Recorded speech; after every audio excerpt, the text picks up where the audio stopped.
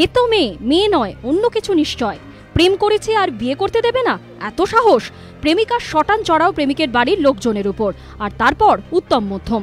এমনই চাঞ্চল্যকর অভিযোগ উঠল মালদার বৈষ্ণবনগরে। প্রেমিকের বাড়ির লোকজন বিয়েতে বাধা দেওয়ায় তার বাড়িতে বন্ধুদের নিয়ে চড়াও হলেন প্রেমিকা। স্থানীয় সূত্রে খবর, 22 বছরের গোপালের সঙ্গে প্রতিবেশী 19 বছরের শান্তনা মণ্ডলের সম্পর্ক গড়ে ওঠে। দুজনে বিয়ে করতে চাইলে আপত্তি তোলে গোপালের পরিবার। অভিযোগ, এর বদলা নিতে শান্তনা মণ্ডল বান্ধবীদের সঙ্গে নিয়ে শনিবার সকাল 8টা নাগাদ চড়াও হয় প্রেমিক গোপালের পরিবারের উপর। গোপালের দিদি, জামাইবাবু এবং আরেক আত্মীয়কে বাঁশ দিয়ে বেধড়ক মারধর করা হয় বলে অভিযোগ। আমার শালাবাবুর সঙ্গে প্রেম ভালোবাসা ছিল, শান্তনা।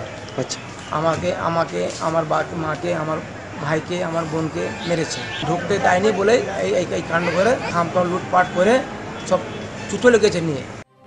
ঘটনা তদন্ত শুরু করেছে বৈষ্ণবনগর থানার পুলিশ। ঘটনার পর থেকেই পলাতক প্রেমিকা শান্তনা মণ্ডল। গোপালের মুখে রা নেই। অভিজিৎ চৌধুরীর রিপোর্ট, এবিপি আনন্দ, মালদা।